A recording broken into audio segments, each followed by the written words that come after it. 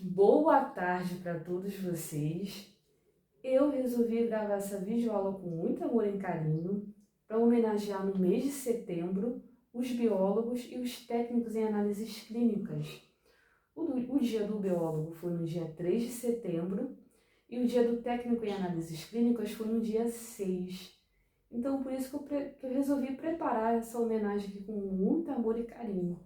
Eu vou falar de um tema muito interessante, que são as imunoglobulinas. Gente, as imunoglobulinas não é nada mais, não é nada menos que os anticorpos produzidos pelo linfócito B em resposta a um antígeno. Quando o linfócito B ele é estimulado, ele vai se transformar em plasmócito e vai produzir anticorpos. O antígeno, né? O que vem a ser um antígeno? Um antígeno é uma molécula, uma substância que não é do organismo, é estranha ao organismo e que vai desencadear uma resposta imunológica. Pode ser um patógeno, como vírus, bactérias, fungos. Uma substância que vai causar alergia àquele organismo, como por exemplo o pólen, células cancerígenas também, tá bom? Existem 5 classes de imunoglobulinas, ou seja, 5 classes de anticorpos: IgA, IgD, IgE, IgG e IgM. E eu vou falar para vocês sobre cada uma dessas 5 classes. Vamos lá? A IgA ela é um dímero, tá vendo? 2 monômeros ligados pela cadeia J, que nem vocês estão vendo. Ela é responsável pela defesa das mucosas do organismo. Só que ela é encontrada na forma monomérica no leite materno, na saliva, na lágrima, tá bom? Inclusive, isso foi questão de prova, já foi questão de concurso público, ok? A IgD, ela possui uma função sérica desconhecida. Até hoje, ninguém conhece a função sérica realmente da IgD. Mas a fração constante dela é encontrada ligada ao receptor do linfócito B no início das infecções agudas, tá bom? A IgG, ela é a maior classe de anticorpos encontrada no organismo. Ela é encontrada em maior quantidade no organismo. Ela tem um baixo peso molecular e a IgG também atravessa a barreira placentária. Ela atravessa a placenta, tá bom?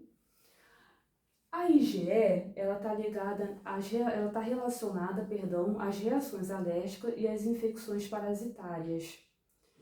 Nas infecções parasitárias, a fração constante dela se encontra ligada ao receptor do eosinófilo. Quando a porção variável dela se liga ao parasita, o eosinófilo libera grânulos que vão causar lise naquele parasita. Nas reações alérgicas, a porção constante da IgE está ligada ao receptor dos basófilos, né, que ficam sensibilizados. Quando a fração variável da IgE se liga a qualquer coisa que vai causar uma alergia, um pólen, então acontece, quando se liga, por exemplo, ao pólen, se liga a fração variável da IgE, vai fazer com os basófilos liberem histamina, que vai causar aquela reação alérgica, que vai causar aquela anafilaxia, ok? A IgM, ela tem um formato pentamérico, são 5 monômeros ligados pela cadeia J. Ela tem um alto peso molecular, então pelo fato dela ter um alto peso molecular, ela é a única imunoglobulina que não atravessa a barreira placentária, tá bom? E ela é a primeira classe de imunoglobulinas a se elevar em uma infecção aguda. Ela tem a forma pentamérica, mas quando a fração constante dela está ligada ao receptor de um linfócito B ou ao receptor de um neutrófilo, ela vai assumir a forma monomérica, tá bom? Eu estou falando essa dica para vocês que pode cair em um dia em prova de concurso público, tá bom? Agora eu queria falar para vocês uma noção de imunologia em relação às imunoglobulinas IgM e IgG. Quando o organismo tem o primeiro contato com o antígeno, aquele contato prévio, a imunoglobulina IgM, ela primeiro a se elevar. IgG fica ali. Com o decorrer da infecção, que ela vai, de uma infecção crônica, que ela está querendo cursar, de uma infecção aguda, que ela já está querendo cursar para uma infecção crônica, a IgG ela começa a se elevar. Uma infecção, aí depois IgM cai, fica só IgG, que pode ser uma infecção crônica ou uma infecção passada. E a IgG fica ali porque a IgG ela é um anticorpo de memória, tá bom?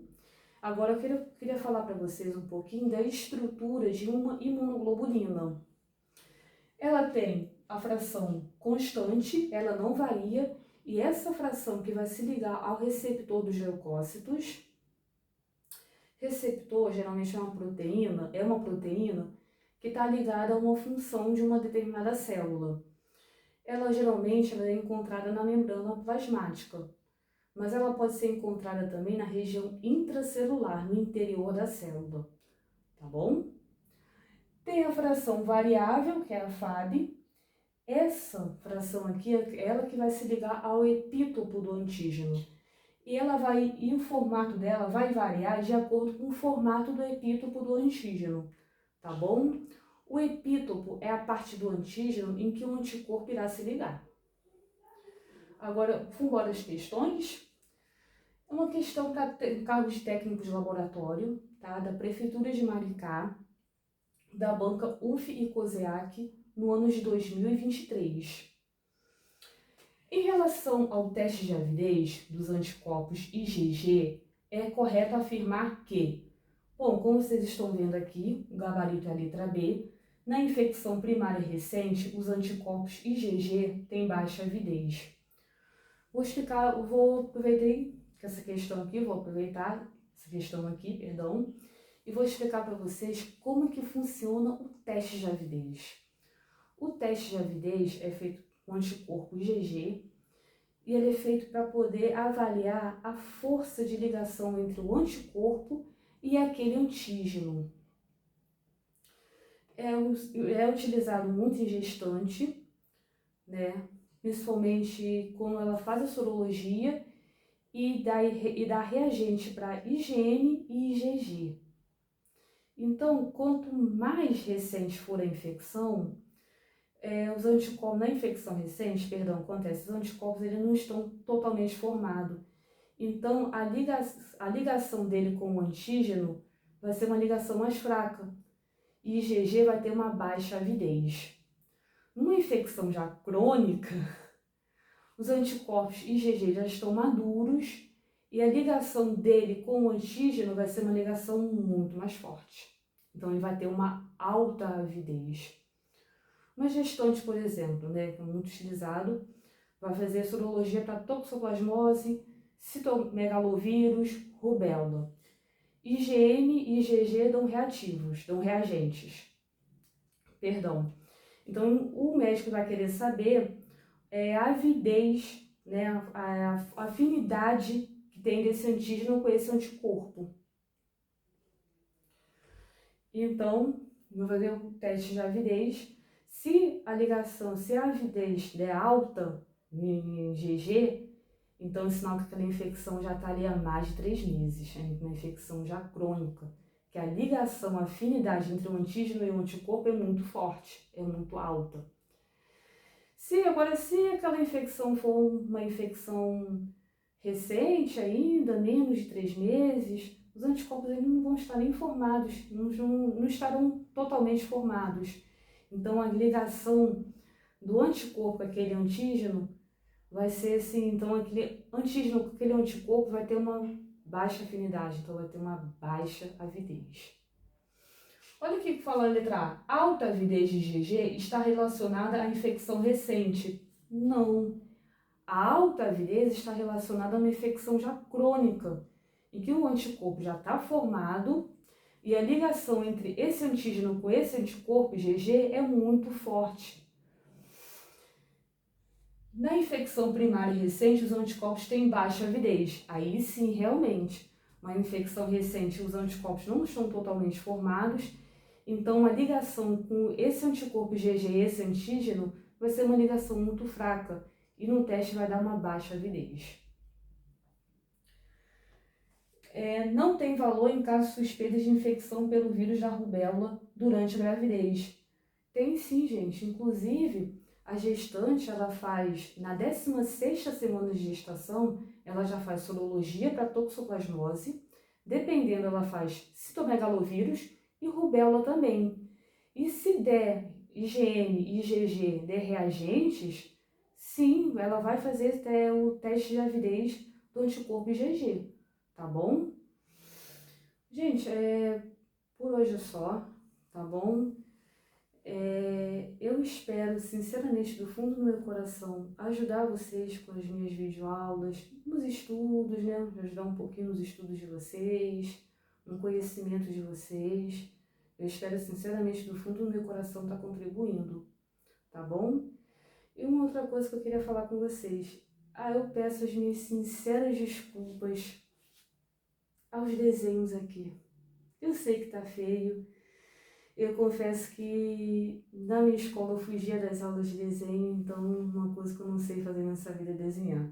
Mas eu resolvi fazer essa ilustração aqui, não tão boa assim, eu sei, mas só para poder falar um pouquinho para vocês das classes de anticorpos, passar para vocês a estrutura dos anticorpos, tá bom? Enfim, é isso. E até a próxima.